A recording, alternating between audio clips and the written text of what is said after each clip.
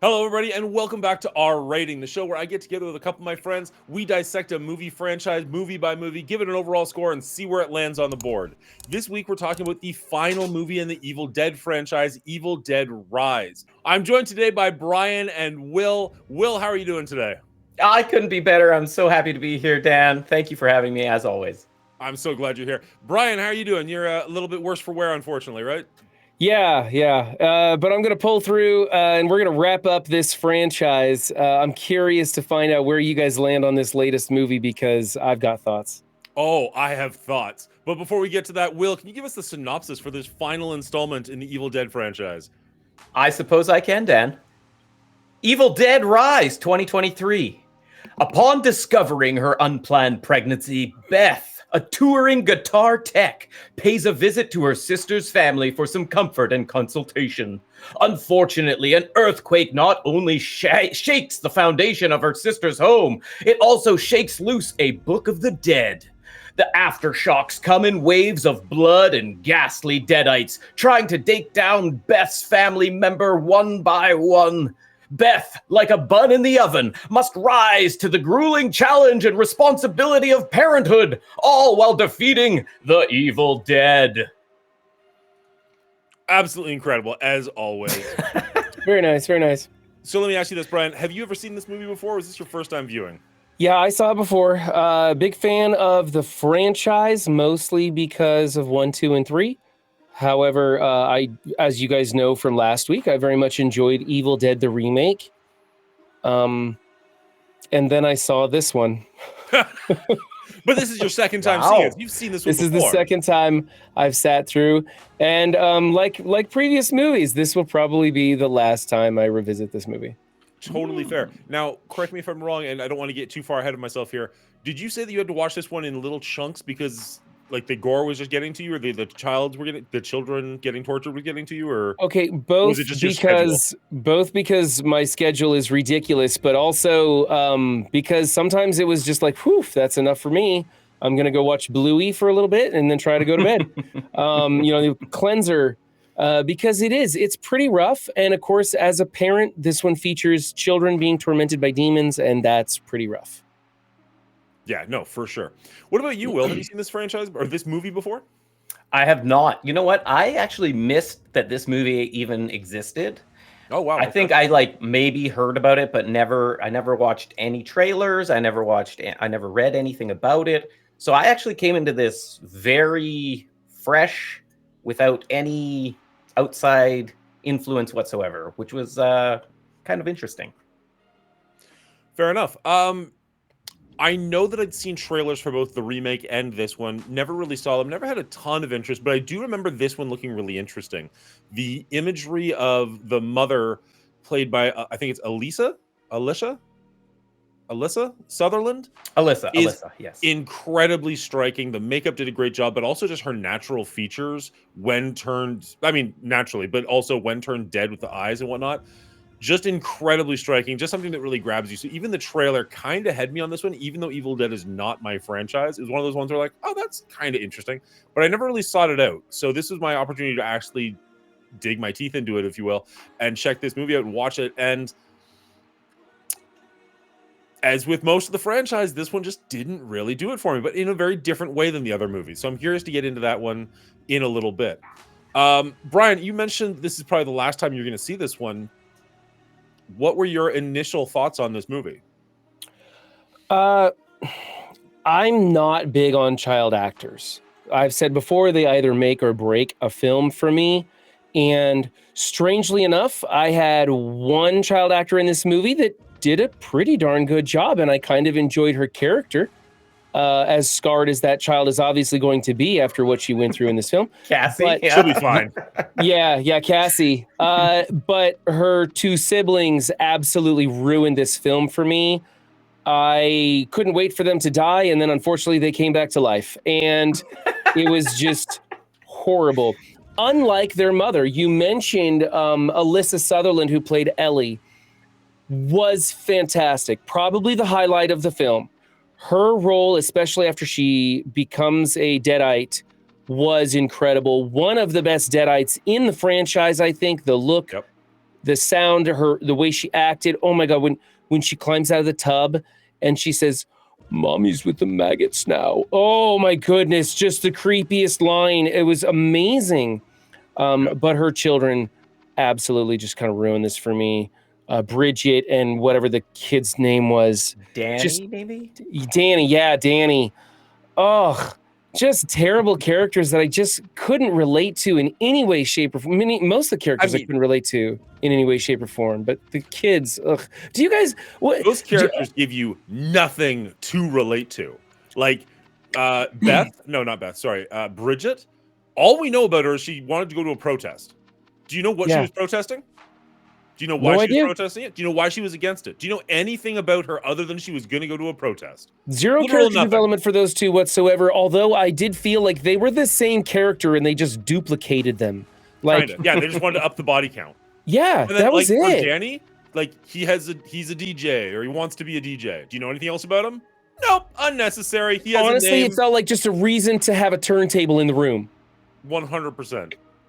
What do you guys think about child actors in general? If you're in movies, do you enjoy watching kids? Because like young Anakin Skywalker just kind of ruined all of Star Wars for me, and they do that. Like a little kid can just ruin things. Okay, The Sixth Sense could have been good if it was, I don't know, anybody else. Was amazing, and you shut your mouth. I'll give you Anakin. I'll definitely give you 2 of the 3 kids in this one. But Sixth Sense is really good. I like that one. In general, I tend to really not like child actors. When they get it right, they're amazing. I felt Cassie did a pretty darn good job. I kind of felt like the writing around her was kind of weird and a little bit discombobulated, but she was the cute kid that you really wanted to see make it.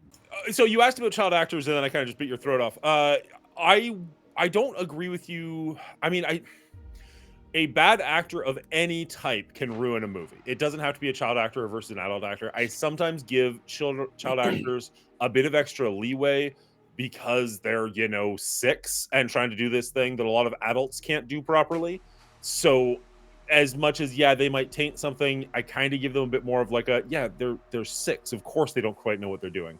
But when a child actor can nail it, I would have used Sixth Sense as an example, but instead I'll go to E.T. with Drew Barrymore in real life. No, the boy. The boy. Didn't like neither of them either.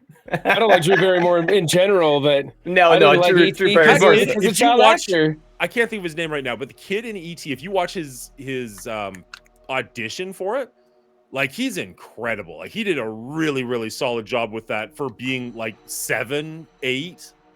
Well, he's mine, and he lives with me, and he likes me, and he wants to stay here. He likes it here. Well, we wouldn't hurt him or anything. All we want to do is talk to him. But I don't want you to take him away. I don't know. I don't have the same issue you do have with child actors, I guess. So this one didn't bother me as madly. Zager, no, not my go-to bad movie, my go-to good movie, unless you're talking about he's saying about me, yeah. Okay, fair enough.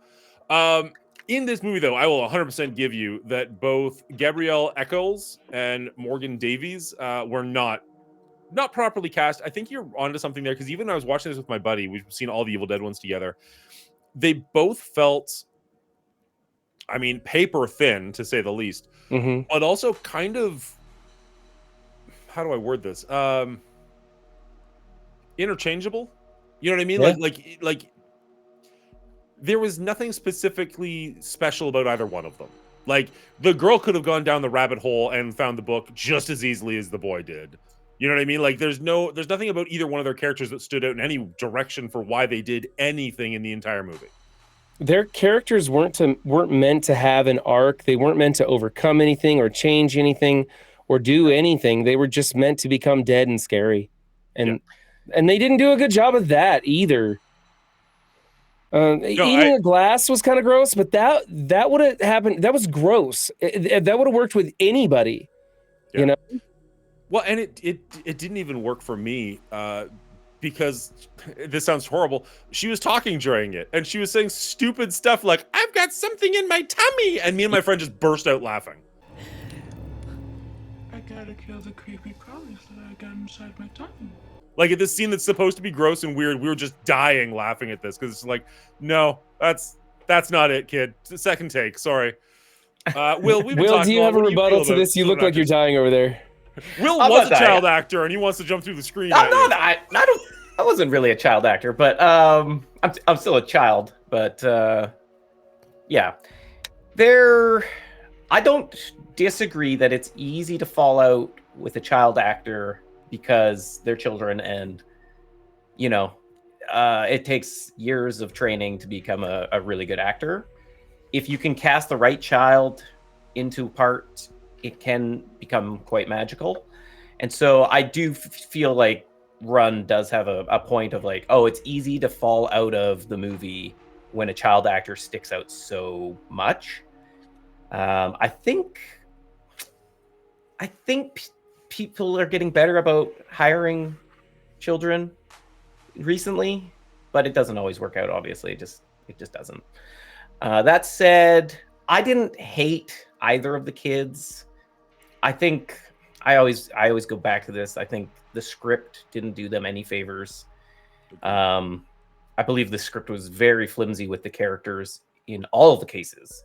Mm-hmm. And so when that you only have those lines that you're going off of, and that character development is based off of those lines, you can only take it so far. And like Run said, they're really just there to up the Deadite count, and that's okay for me. That's playing the same ball game as all the Evil Deads in my mind.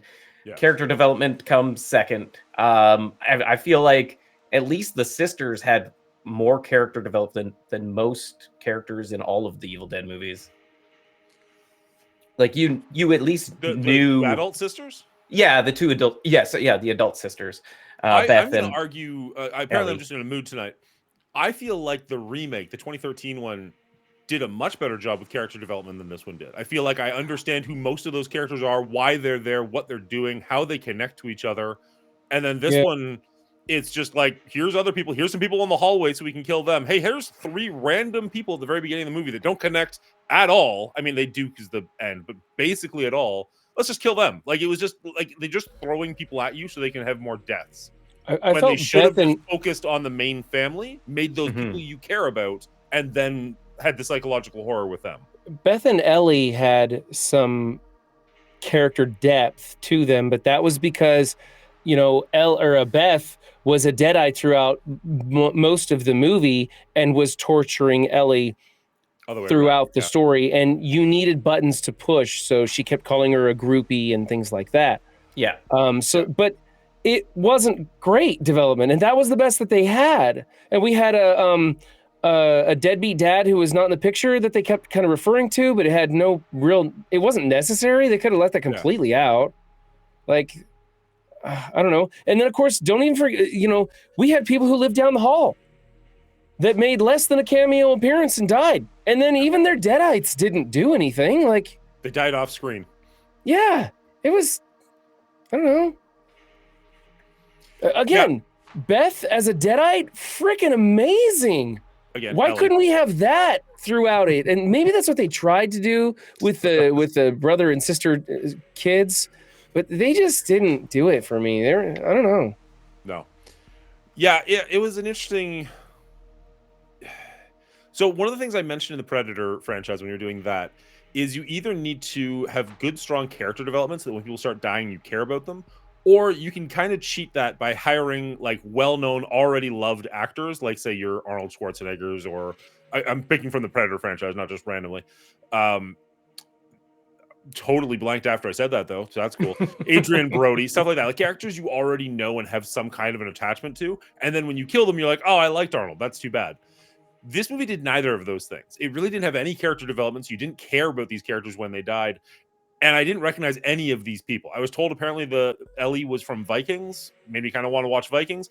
Other than that, I don't know any of these actors. I didn't care about any of these characters. At one point, I even said to my buddy, and at the time, I was kind of like, this is kind of cool. I don't know who the main character is, so I don't know who's going to survive to the end. And then like 10 minutes later, I realized, I don't know who the main character is, and I'm not rooting for any of these people. They could all die, and I would give zero shit.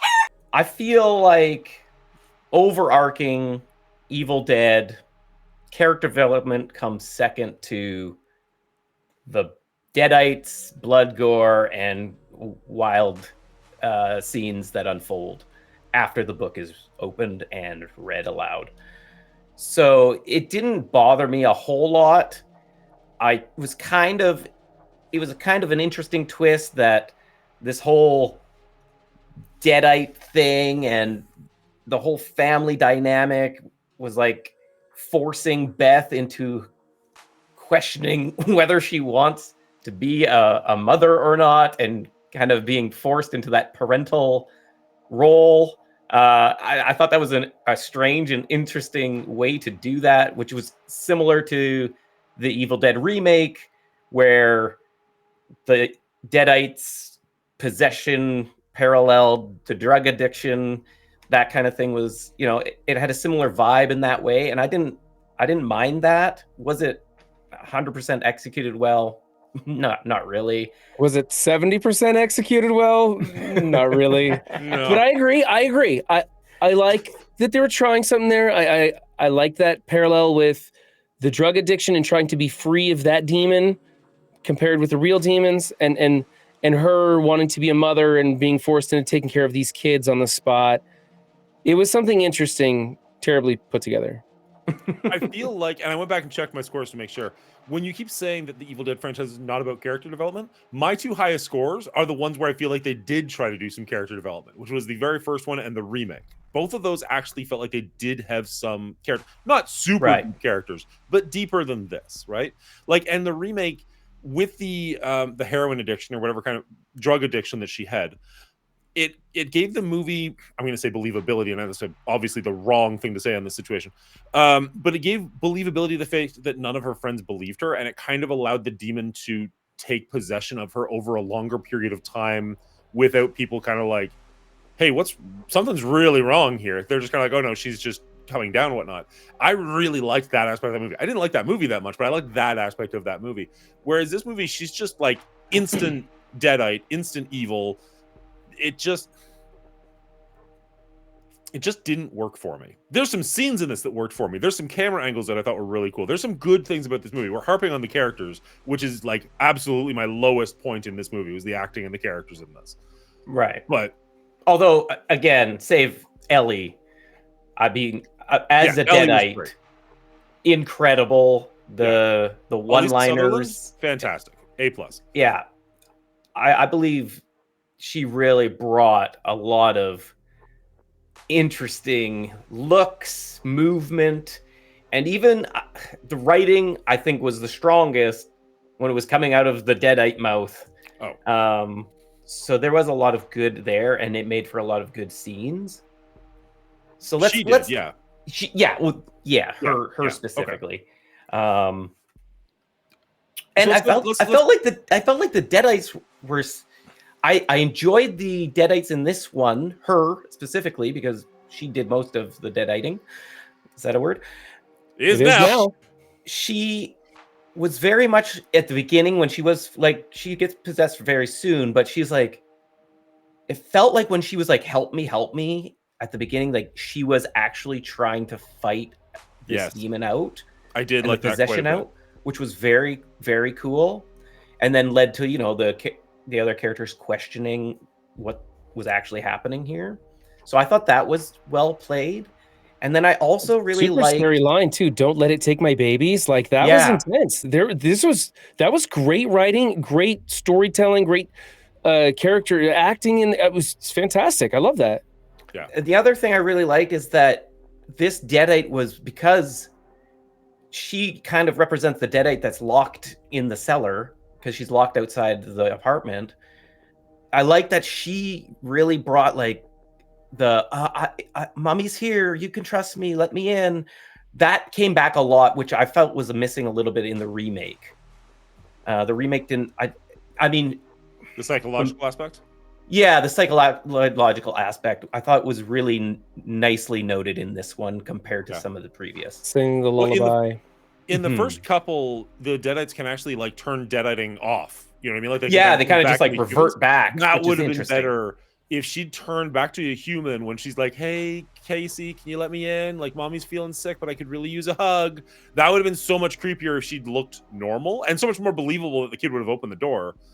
Right. Like, that was one of those moments where I'm like, oh, but like, as much as I liked the makeup, having her be in full Deadite makeup when she's doing that, you're just like, what kid would open? I guess it's still your mother, but like, geez. I liked that. I liked that direction that they went, and they changed the rules a bunch in this movie. We can get back to that part. Did.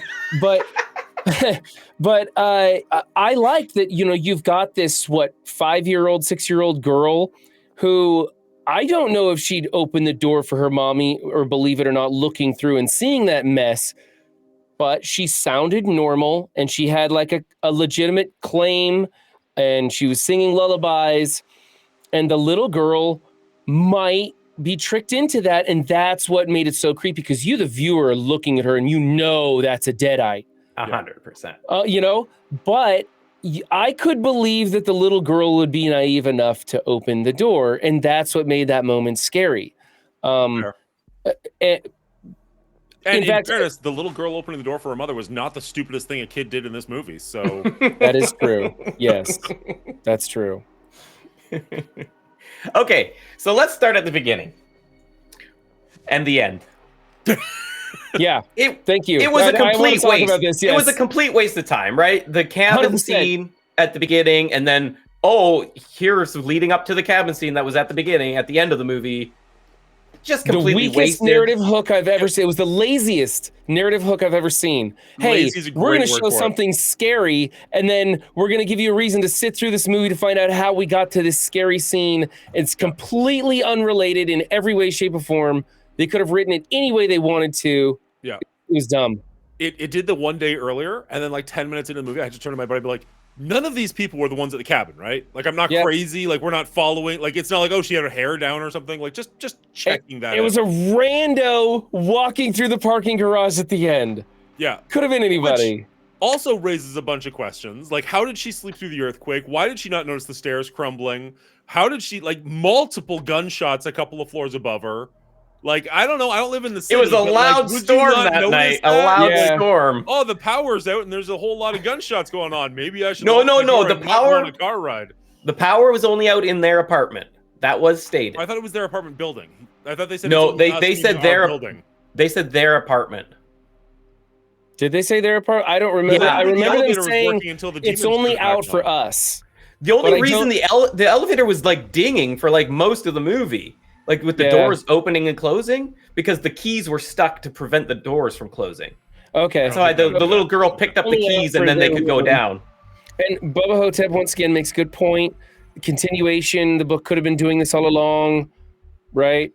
They wanted it to get from the city to the cabin. I just think that they could have done it any other way. 100 different ways, and it could have been more meaningful. I didn't take it that way, actually. I took it that, for me, they put the cabin bookends on this movie for like promotional, being like, it's Evil Dead, it's in a cabin, this is what we do.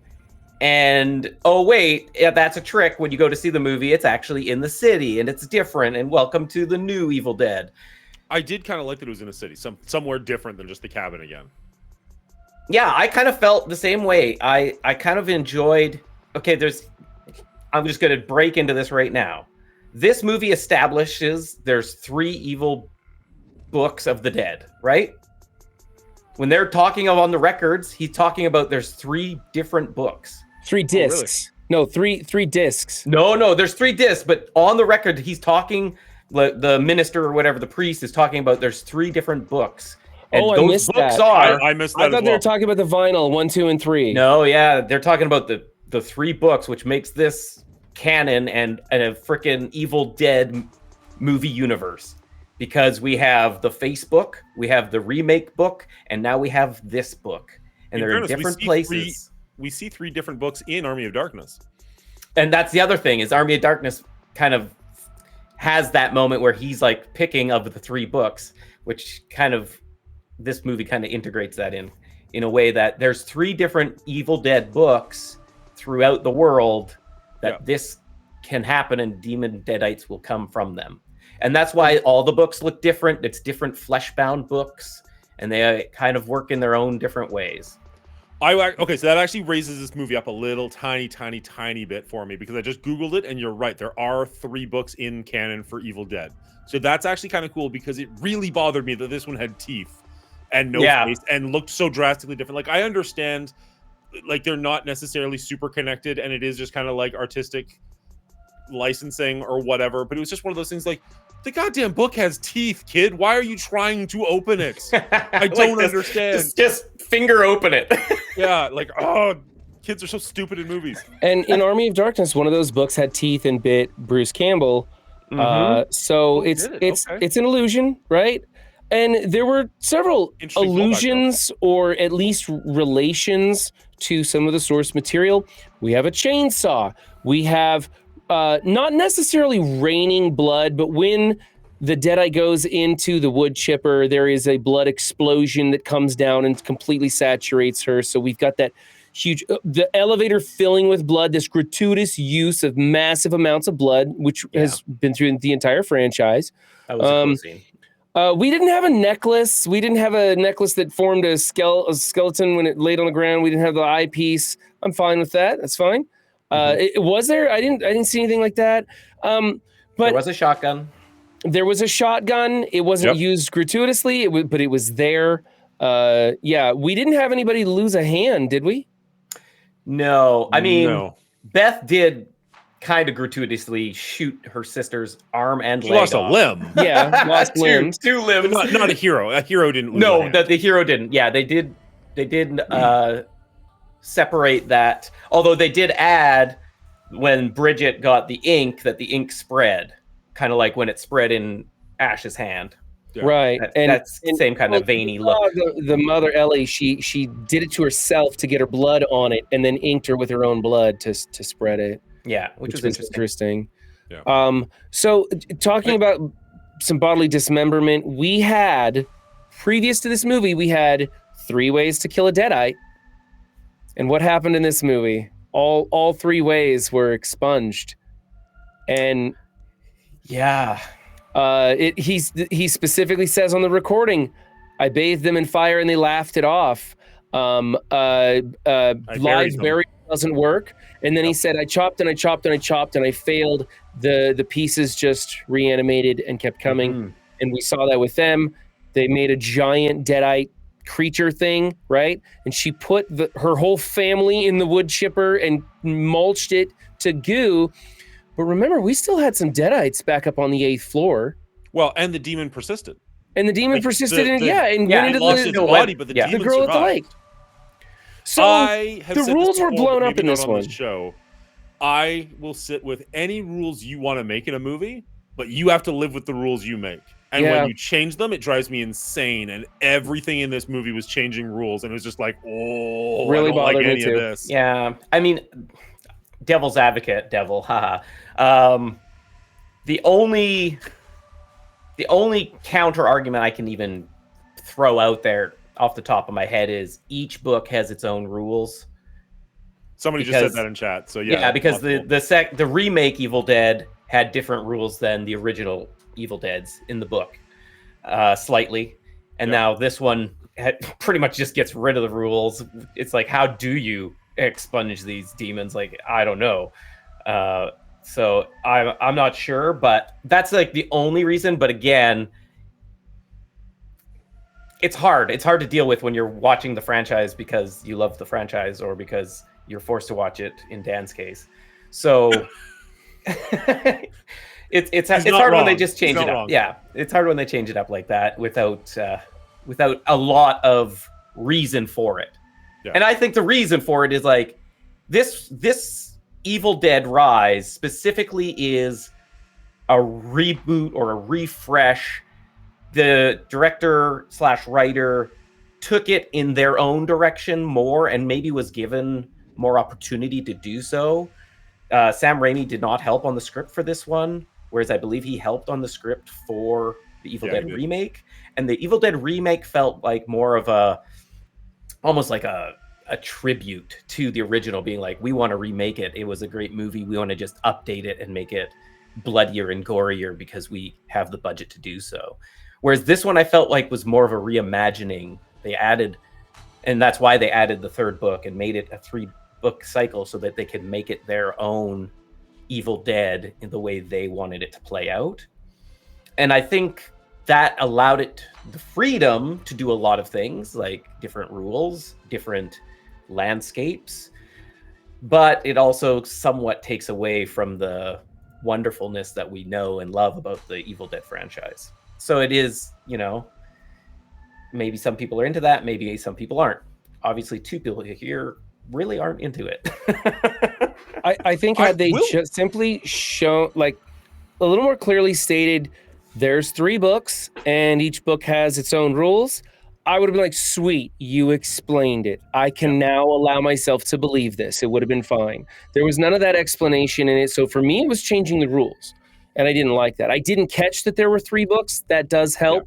Yeah. This book, or this movie, has to come up a long ways for me. And that only moved it a little bit. Sure. Yeah. I would agree. If it was in the movie a little bit more clearly that, yes, there are 3 books and we've read book number 2 and it says you can burn them, you can dismember them, you can bury them, and it's not working for these ones. This is clearly a different kind of demon. If it explained that in some way, I would have given it a lot more leeway and said like, oh, okay, new rule set. I still would have liked there to have been a rule set. I like it when I like it when movies fight something that has is defeatable as opposed to just this like monster that is insurmountable that'll just like, oh, you killed me, cool, I'm just gonna move over to that body and keep going. That just kind of takes me out of it because, well, there's no way to win, then why bother?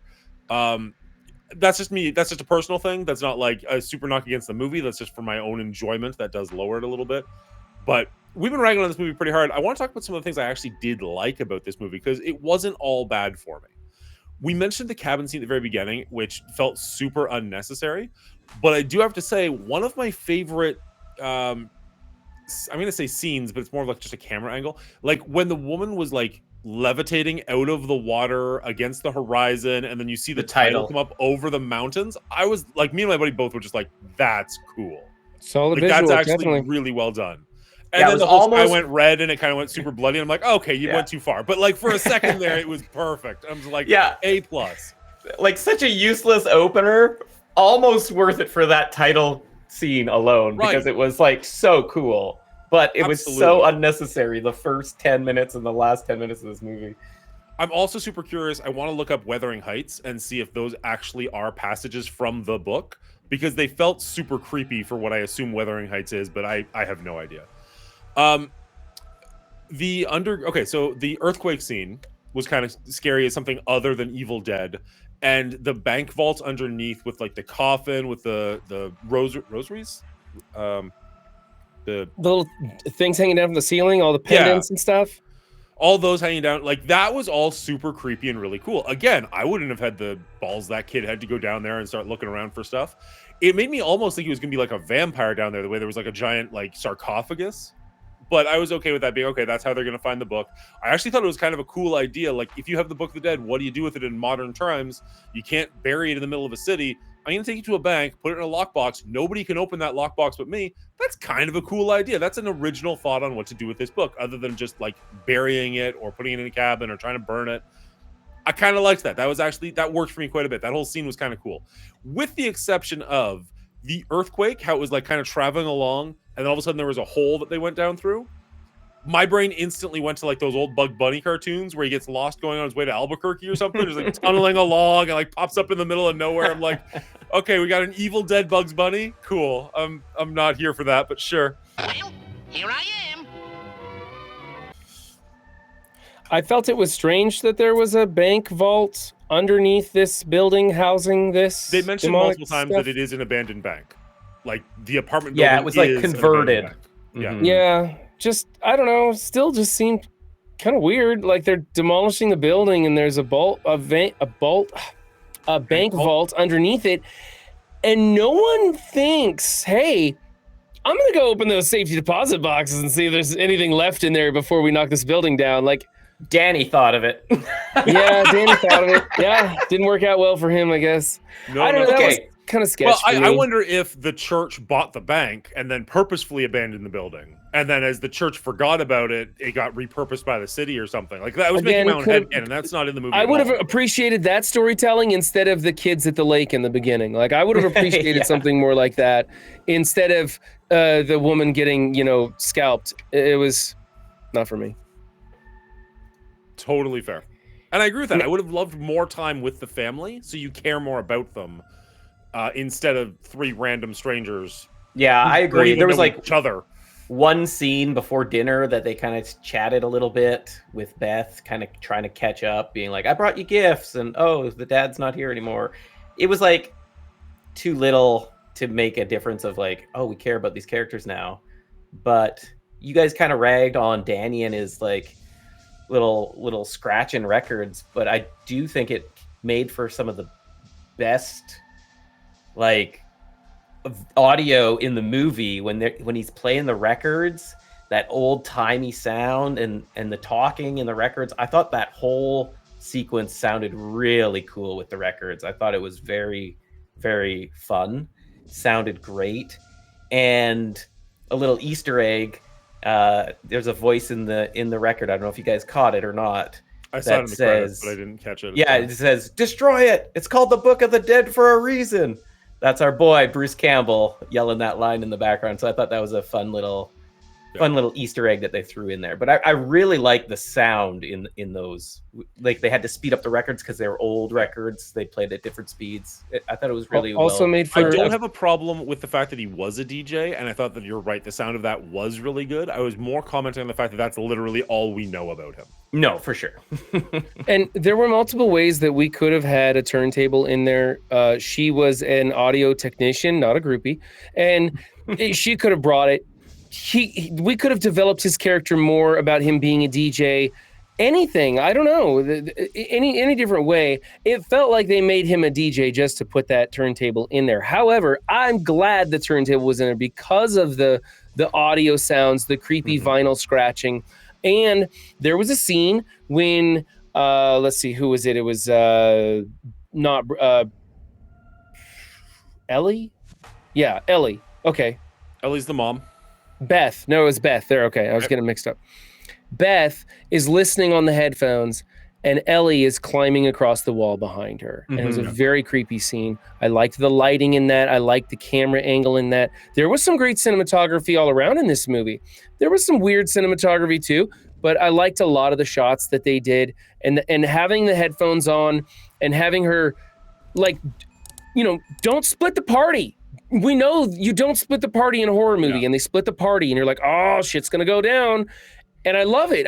It was a great classic, scene when things are going on and she's unaware of it. And that's how you make somebody unaware of crazy stuff happening in the next room in a tiny, flimsy old apartment. You put those headphones on. So that was a great mechanic to process those scenes. And I liked that. There was a scene, they used the bathtub a couple of times to interesting effect.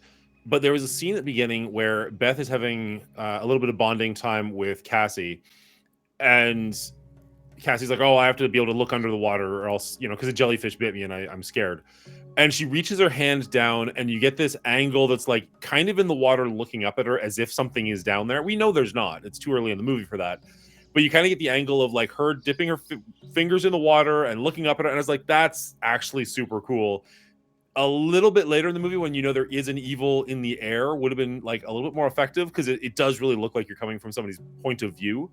But I thought that was really cool. However, I do want to say, as far as she wanting to be a parent, traumatizing a kid about something they're telling you they're already traumatized about, probably a bad fucking parenting move. I'm just throwing that out there. Well, we know that, but young people who don't have kids that are going to go see this movie maybe don't understand that. Well, and I think her character didn't know that. I think that was part of her arc, right? Oh, I'm letting the audience know, like, if for you guys as parents, don't fucking traumatize kids when they're already talking about being traumatized about doing something. Clearly, Beth is not good parenting material at that point in the film. Yeah. Now, Run was talking about like cool shots, and you were talking about cool shots. What did you guys think about the use of the peephole in the door and seeing the scenes unfold there? I thought it was fantastic. The cooler shots. Yeah. I thought it was really cool too. And I thought it was really fun seeing the Deadite take out. I mean, sure, they're just these random people. It's like poor suckers, but like seeing it off and like just hearing it and not seeing everything, and then a body flying into frame. I thought it was like a really impactful way to do it, like narrowing our viewpoint so that we don't know what's going to happen next. I thought that was a really fun take. We've talked about this in previous episodes, and if you want to watch that, links in the description below. We've talked about that before. The use of imagination, what you don't see, can sometimes be even scarier. And it was a great way. That stuff that's happening off scene, and you just hear the sounds. That that really kind of brought up the scoring score for me, allowing me to listen in and imagine what's taking place in off the set. Also, Ellie does an amazing job walking up to that peephole and looking into it. Real creepy scene. The being able to bring that all the way into that camera lens was incredible. And then sometimes you see somebody looking through the peephole and you're back, behind them, and you're waiting for something to smash into the door or break through the door or something, and it really kind of raises the intensity. You're not even looking through the peephole anymore. You're looking at someone look through the peephole. So that whole mechanic was amazing and used really well in this movie. Yeah, I agree. The peephole mechanic was really, really cool. And my friend had a good point. You don't often see kids get murdered in movies like this. And the way that she just ripped apart the neighbors and like threw them against a wall was like violent and effective without being super gory or focusing on it too much. Like it was just a really good, like the fact that the lens was warped kind of made it all a little bit less real. So you could kind of do that without it being as horrific. I did feel like this movie just in general did tone down the gore significantly from the previous one, which I actually appreciated quite a bit. There's still a lot of blood and guts and whatnot, but there weren't as many like visceral scenes that got a reaction from me. I'm like, oh, I can't watch this. What did you guys think about that? Did the deaths make you cringe in the same way that the remake did? Like, I think the cheese grater scene was the only one where I like looked away from the screen. I think they pulled away in this one a lot more, which was fine. Like the cheese grater is a prime example. Like you see the cheese grater go down, but you don't actually see like the whole thing happen. You don't see that leg getting grated. Whereas like the Evil Dead remake, they would have just been grating on that leg until it was bone, right? And I appreciate that because you don't need just straight out gore all the time. There's plenty of gore in this movie. But some of that is just like the thought of it gives you the chill. You don't need to see it. That's just like over the top. That's what Dan loves, torture porn. So I didn't mind that. Once. Oh yeah, but you love it. You got and then there's also the glass eating, which is like, again, you know how glass works. Just the idea of it, even though she said some cheesy lines during it, and that kind of takes you out. I think purposely the cheesy lines were in there. I think there's some cheesy lines in this movie purposely put in to lighten the dark. I feel that way, but I don't think all of them kind of connected. I felt they were in there to contrast the dark. Yeah. I don't like things in my tummy or whatever. And it's kind of silly, kind of creepy, kind of childish. And she's eating glass. Yeah. But the idea of eating glass, totally like you feel that. You're like, oh, this is horrible. This is horrible. So like, even though it's not like you see everything getting tore up and blood everywhere, you know that swallowing glass is going to be brutal. And so I thought I enjoyed that they thought of different ways to like make you squirmish without just vomiting blood on you for 10 minutes. We did have a vomit scene. Which it did. Blood, but it was very disgusting. It was gross. I didn't, that glass scene. I didn't like when they zoomed in on the glass going unnecessary. Yeah, it was unnecessary and it looked unrealistic. I thought her just eating the glass was fantastic, and that should have been where it kind of ended. And again, the sound effects really sell it, right? Yeah, the sound was worse than anything else there. Mm-hmm. Worse in like it was effective, I guess. Yes. What I mean. Now, I also appreciate in this movie, seeing how we're trying to keep positive things coming, just temporarily. Again, and I appreciate this. It's kind of like, and I think the producers, aka Raimi, Bruce Campbell, and what's his name, the third. I think they are like, you can make this movie, but you have to use practical effects. They're all about it. And this movie is in the same vein, very much practical effects, to the point where Alyssa did most of her own stunts in this movie. There wasn't a lot of she practiced her movements and everything. So like it looked great because it was real. And a lot of the effects looked great because they were real. They filled that elevator with blood, which looked incredible. It was a super fun scene to watch. So I, as always, appreciate all the practical effects. And this movie shone in that way as well. And I agree wholeheartedly on the practical effects. And then they did what a lot of movies do, which is have a CGI orgasmic finish. However, we had a monster made up of people. It had to be CGI. However, they put that monster in the shadows for a lot of it, and you used your imagination, and you heard the wet slapping sound of skin and palm pushing this thing along the floor, and you saw its silhouette. And I think that was a fantastic way to use as little CGI as possible for something that required it. And you didn't really see much of it until it was in the light being shoved down a wood chipper where gore is flying everywhere. So it was a really fantastic use of CGI when they did need to use it in the way that they used it. Agreed. Yeah, I really appreciated the subtlety with that, where they didn't just show it to you instantly.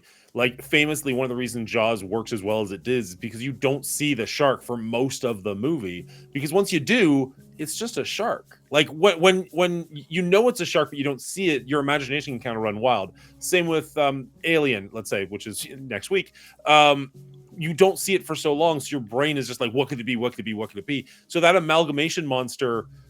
the fact that they didn't just like instantly, here's the full body thing, because they could have just like, okay, it built itself in the hallway and then it's just like, rah, and you see the whole thing instantly and just be like, oh, okay, that's what it is.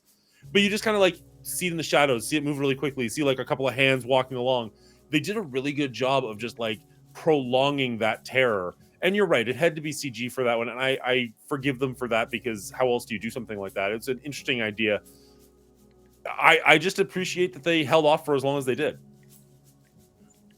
100%. I don't know. I didn't hate this movie like you guys did. I don't know if you hated it, but you didn't seem thrilled by it.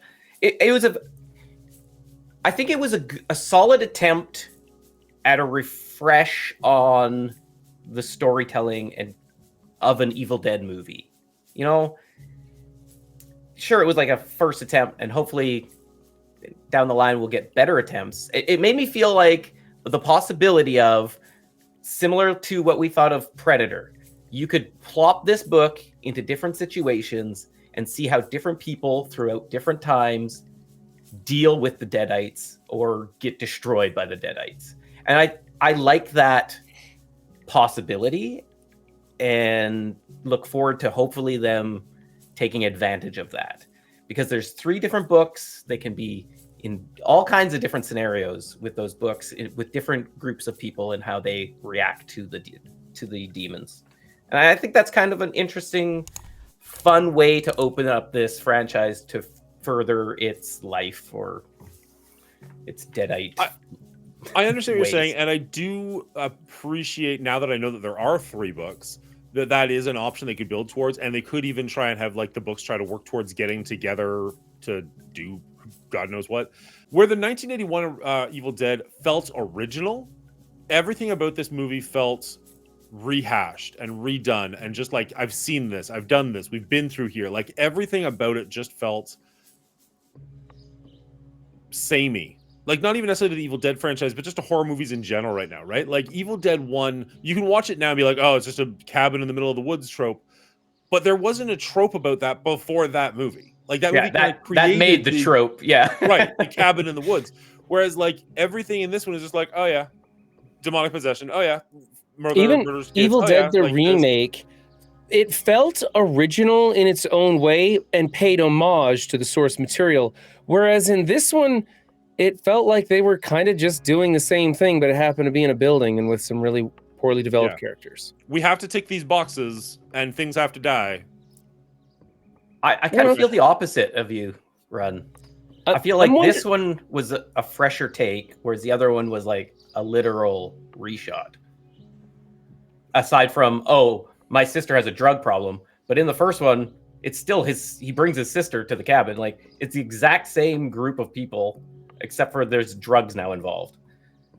Okay. I feel like that legit does add something pretty significant to that one, though. Like, it does help make it like feel fresh, but maybe it's comparatively speaking, it's shot for shot remake, whereas this one is at least trying something new location, new book, new everything. Like, aside from, oh, it's got to have Deadites, it's got to have chainsaw, it's got to have shotgun, it's got to have, it's got to still hit those marks to be an Evil Dead movie, which is partly like the fans. In the words of Dan, it.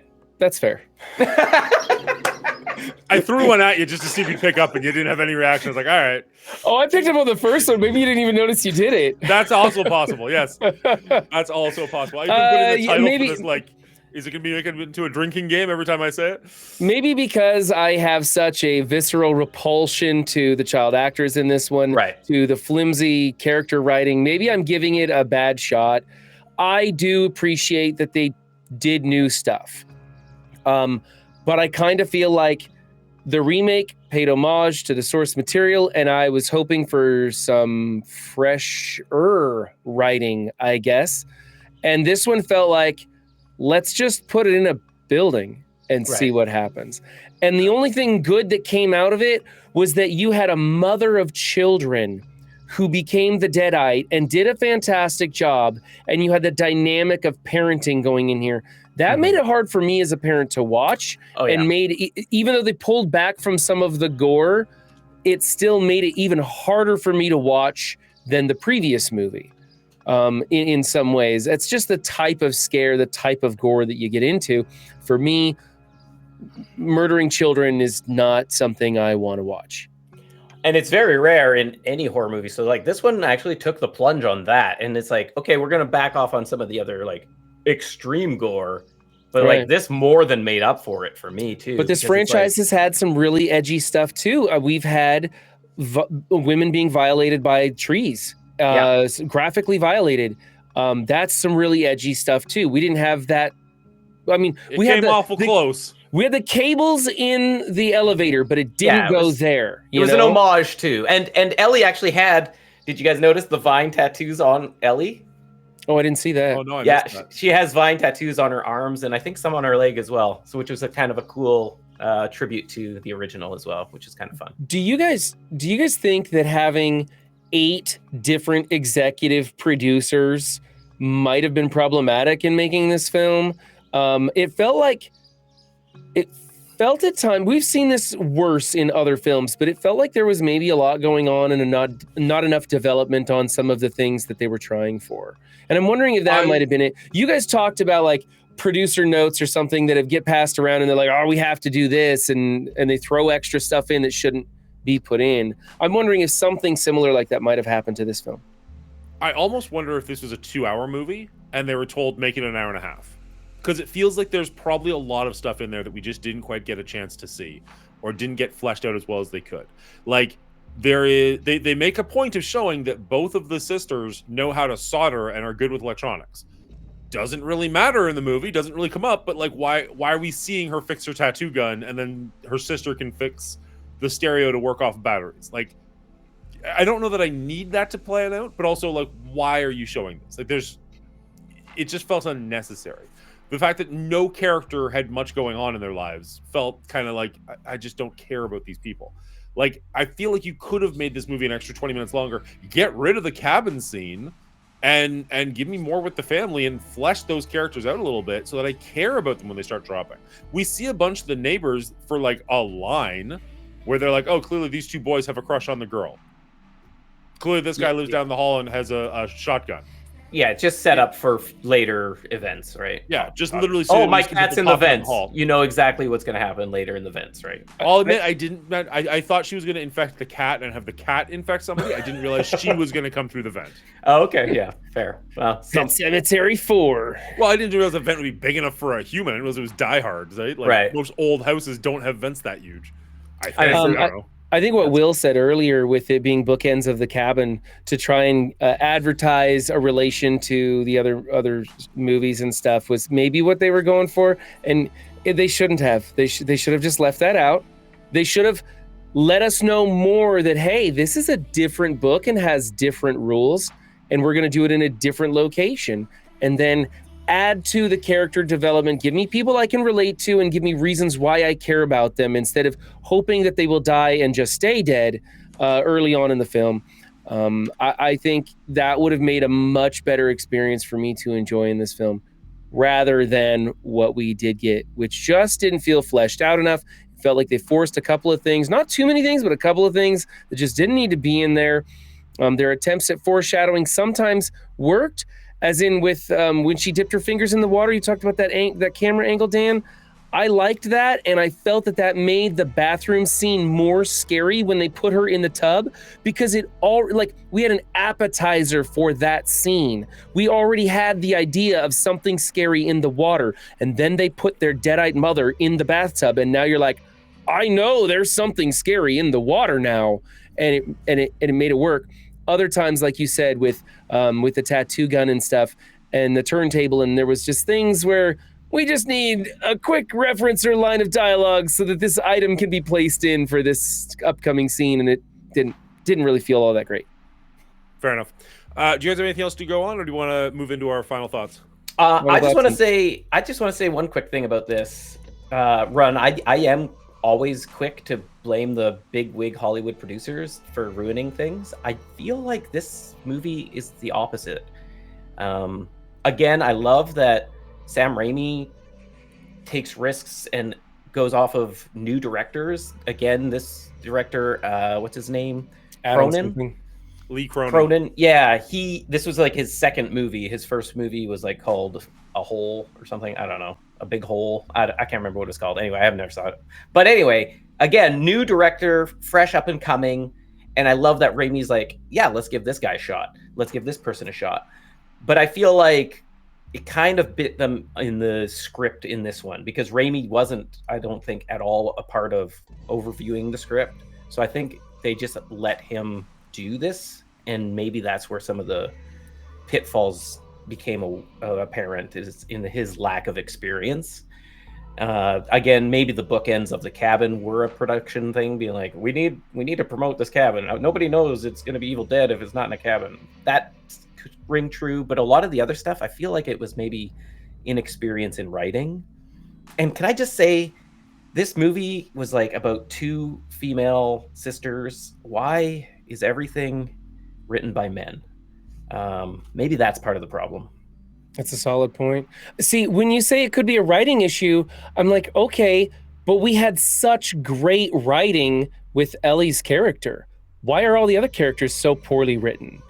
And I genuinely don't know whether it's production, whether it's direction, whether it's writing, script plot. I just don't know. I'm just the middle guy that watches movies and comes in here and gives them a thumbs up or thumbs down.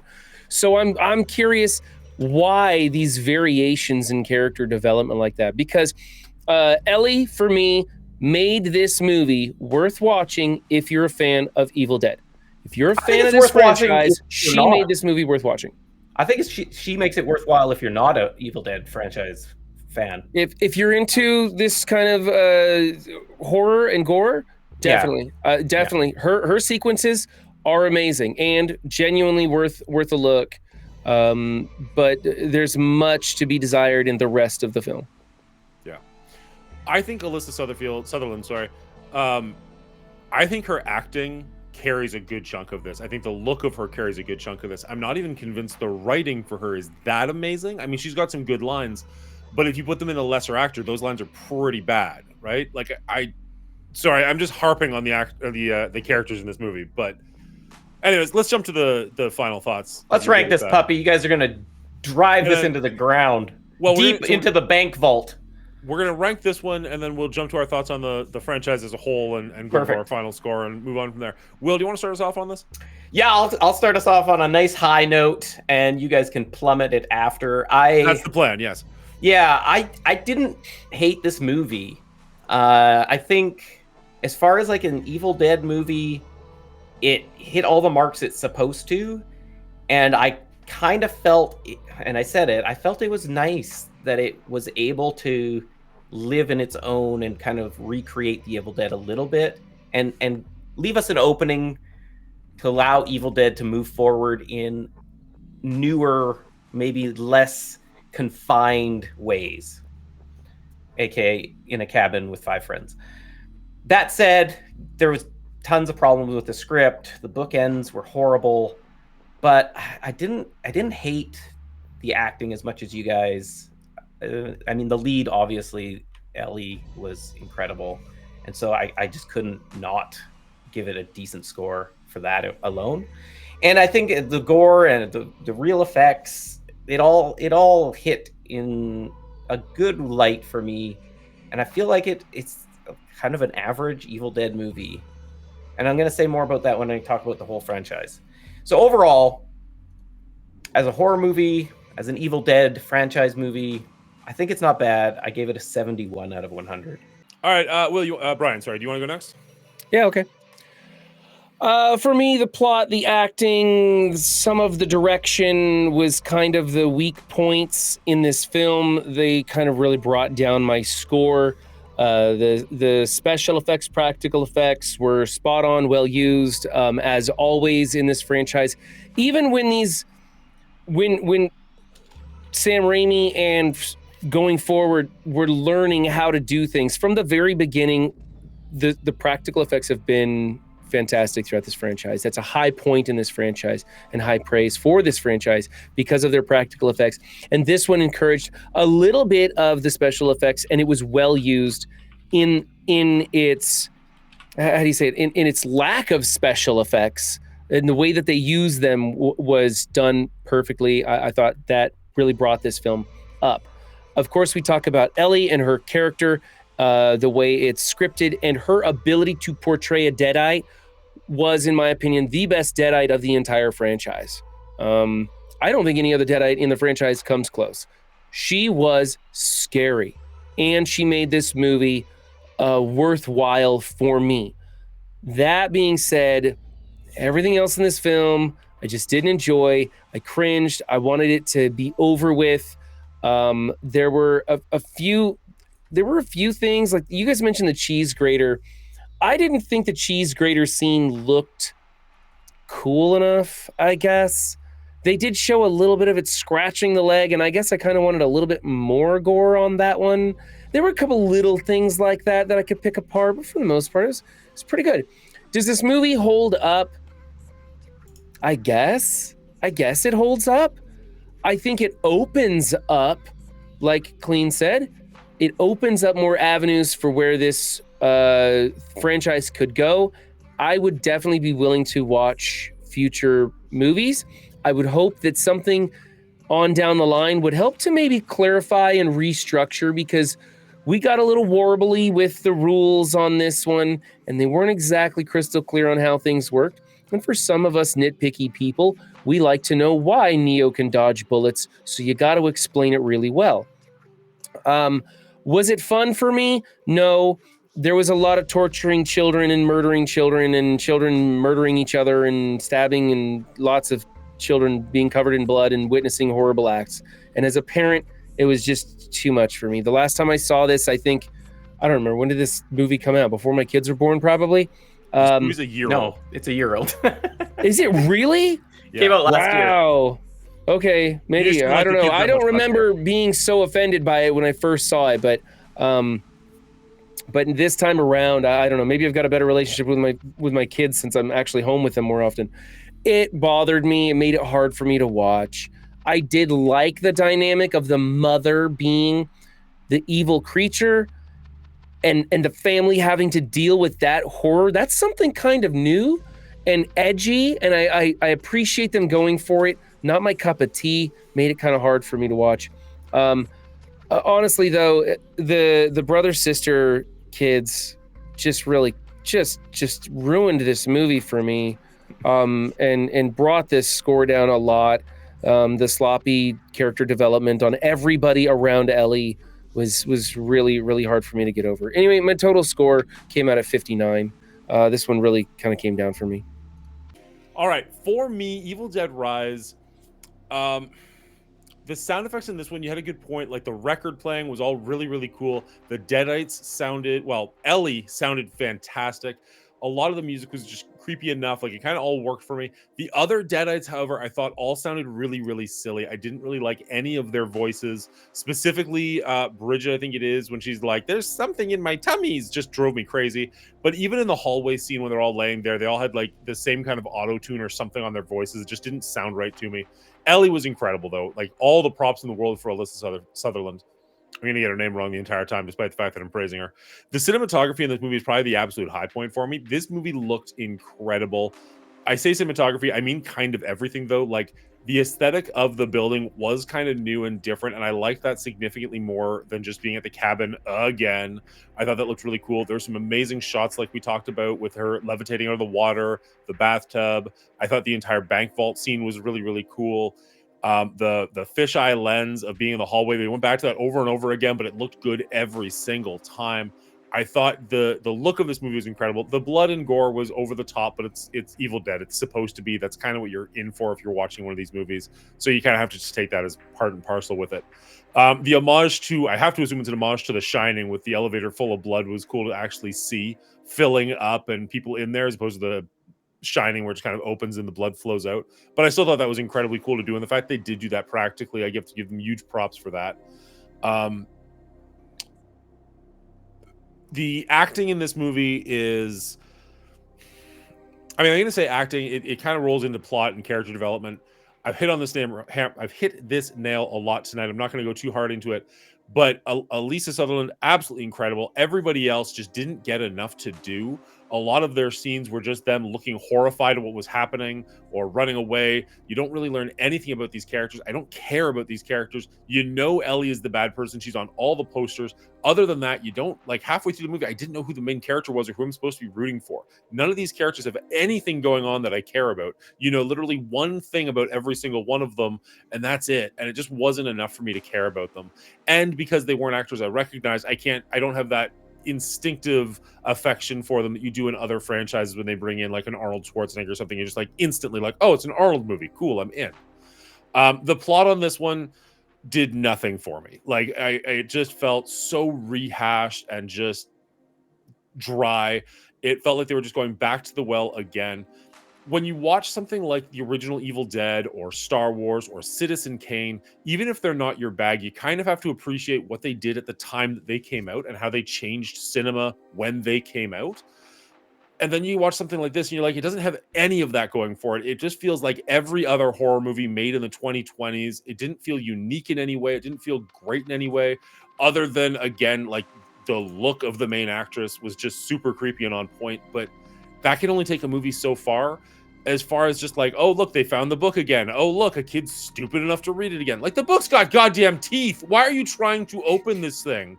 It just drove me crazy. How, like, I guess that's, again, point of the Evil Dead franchise, is just you've got somebody really stupid who's maybe compelled to read the book in some capacity. If a book's got teeth and it doesn't want you to open it, like you can't open it with a crowbar, don't open it. Like, there's, anyways. My overall enjoyment of this movie, I don't know. I wasn't bored. I was watching it the entire time. I enjoyed it enough to keep going. I can't imagine there's anything in this that's going to make me want to go back to it. And I'm probably going to forget large chunks of this movie inside of 6 months. Like, just, I can't imagine any of this really sticking with me in the same way that the remake will stick with me, where like that tongue scene is going to have a visceral reaction from me for quite some time, in a way that like Army of Darkness sticks with you because it's so quotable and fun to watch, in the way that like the original sticks with you because it was an original movie. It had an original concept. There's just nothing in this one for me. That being said, some of the technical aspects were still good enough. It still brought it up high enough. This one got a 52 from me. Woohoo! Nice. Now that does make this the lowest. Oh no, it doesn't. Never mind. So with a 52, there'll always be Highlander. No. I was going to say it's the lowest in the franchise for him, but Evil Dead 2 failed horrendously for me. With that being said, to the audience, we've got all the scores tallied up. I've got them on my screen. What do you think? Is Evil Dead going to surpass Highlander and Predator to take the top spot? Is it going to land somewhere in the middle? Where are we thinking the scores are going to be on this one, now that you've heard all of our scores on all of these movies? And I'm just going to throw this out there while you guys are typing.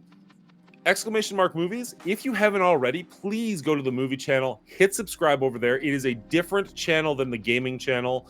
It has this content on it. I'm hoping to make more movie-based content on it. We are at 90-something subscribers. If we can hit 100, that would be a fantastic milestone to hit. So if you haven't, I really would appreciate you hitting over there, hitting the subscribe button. And if you're watching this, well, I'll probably cut this out before it gets edited and put up, but hitting like on the video and commenting on the video does help significantly for getting it out there and getting the word out there. The YouTube algorithm loves that kind of stuff. It makes it go to more people. So if you're able to, that'd be amazing. Other than that, let me know what you think. This is going to land. We've got Hotep saying it better be better than Highlander. It is. Spoiler alert. It is. I feel this might almost overtake. This might be our top movie franchise. It's going to be damn close. Yeah. You guys are both a lot higher on this franchise than I am.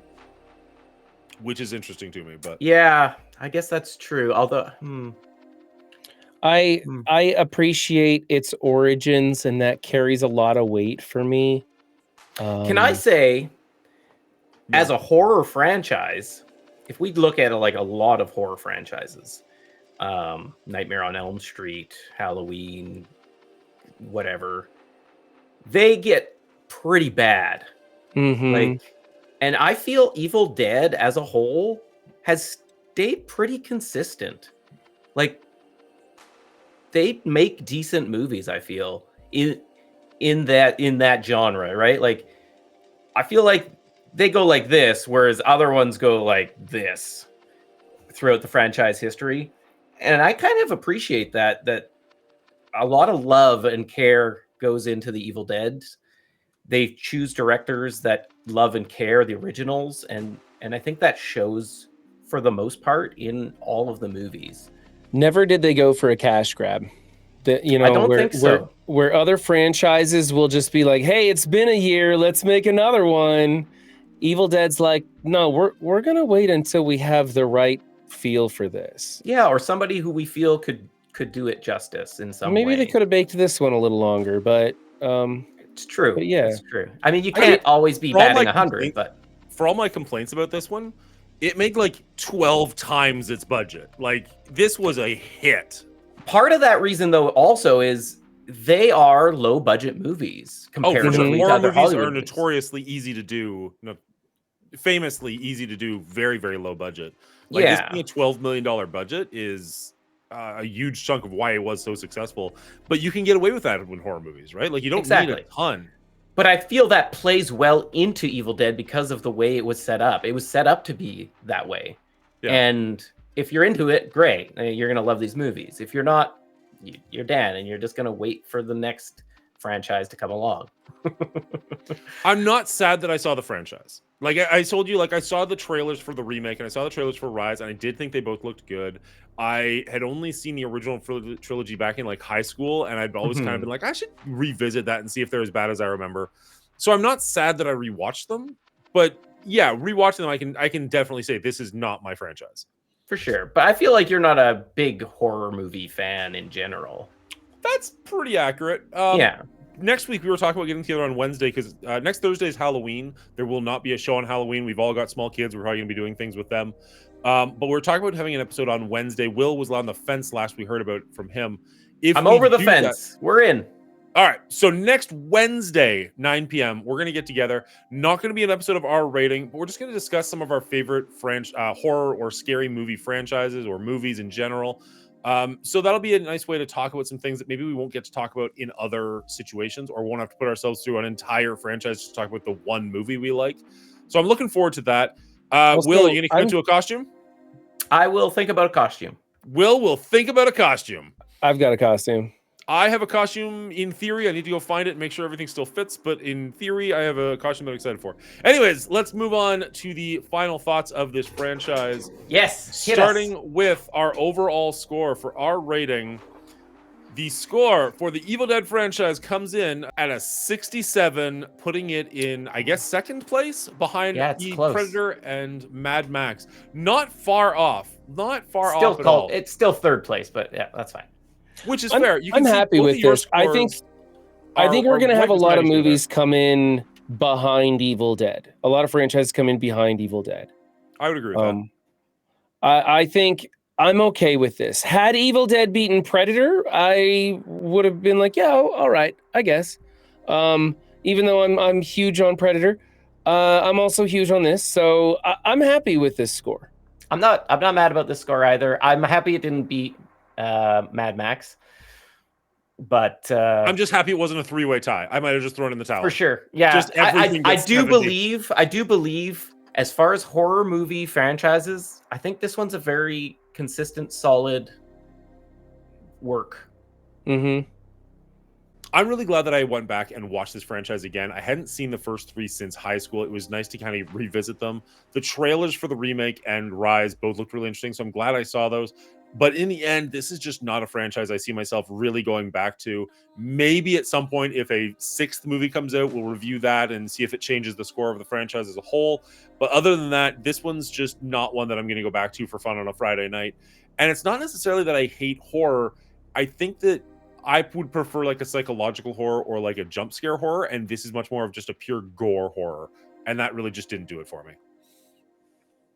Yeah, I'm not a huge, just to go right off of that, I'm not a huge horror fan either. Like, I enjoy, like you said, I'm more psychological, which is maybe why I like this one, because I felt like there's more psychological in this movie specifically. But as a genre overall, this franchise overall is more of just a gore fest, crazy. And I gravitate more towards when they made it into a splat stick. And I really appreciate it. And my top score was obviously Army of Darkness. And I will watch that movie any time I see it on TV. I will just stop and laugh and laugh and laugh. And I'm okay with that. And I'm okay if that's the only one I ever watch again. But I wouldn't say no to any of these movies if somebody was watching them. All right, and that has been our rating of the Evil Dead franchise. What do you guys think? Did we score too high, too low? Were we too harsh on this movie? Let me know down in the comments down below. If you want to see us record these live, you can head over to twitch.tv/themongoolie show. Hit that follow button. You can be part of the conversation. It's a whole lot of fun over there. Or if you just like to see these, make sure you hit the subscribe button here on YouTube so you know when a new video comes out.